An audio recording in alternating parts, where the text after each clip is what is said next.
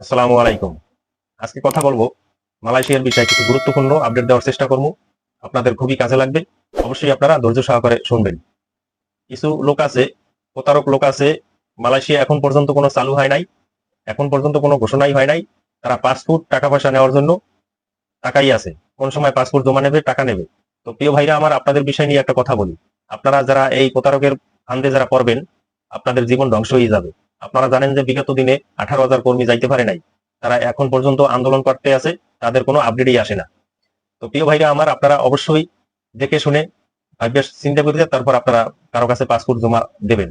কারণ আপনারা জানেন যে মালয়েশিয়া যখন সরকারি যে আপডেট আসবে, মালয়েশিয়া যখন চালু হবে, আপনারা অনলাইনে বিভিন্ন মাধ্যমে জানতে পারবেন। অনলাইনে বিভিন্ন মাধ্যমে জানতে পারবেন। তার আগে আপনারা অনেকের কাছে পাসপোর্ট জমা দিয়ে আপনারা আটকে পড়ে যান। তো প্রিয় ভাইরা আমার, তো যারা এই সিন্ডিকেটের সাথে যারা জড়িত আছেন, প্রিয় ভাইরা আমার, আপনারা এই সিন্ডিকেট করে আর কতদিন খাইবেন? আপনারা সিন্ডিকেট করে আর কতদিন খাইবেন? সাধারণ গরিব মানুষের কাছ থেকে টাকা পয়সা নিয়ে আপনারা দীর্ঘদিন বছরকে বছর ঘুরাইতে আছেন।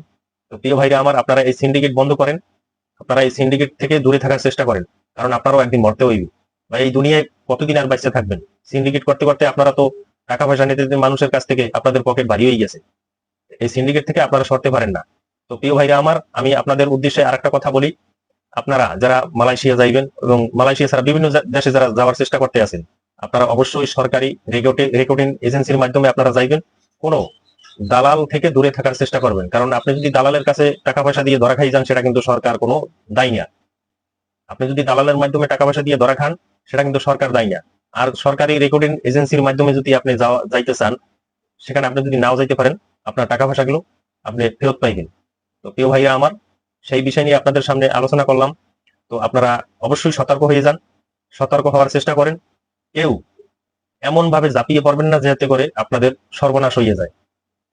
বিভিন্ন মানুষ, খেটে খাওয়া মানুষ, গরিব মানুষ যারা গ্রাম অঞ্চলে, আপনারা বিভিন্ন মানুষ আছেন অনেক কষ্ট করে খান, জমি বিক্রি করে তারপর বিদেশ যান। তো আপনারা অবশ্যই সাবধান হয়ে যান।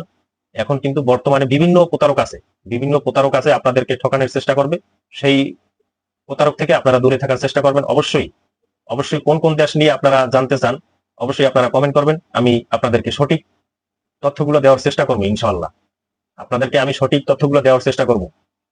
তো এই পর্যন্তই। অবশ্যই আপনারা যদি ভালো লাগে চ্যানেলটা সাবস্ক্রাইব করে রাখবেন, পাশে থাকা বেল আইকন বাজাই রাখবেন, আর আপনারা কমেন্ট করবেন। তো আসসালামু আলাইকুম রহমতুল্লাহ ওয়া বারাকাতুহু। আল্লাহ হাফেজ।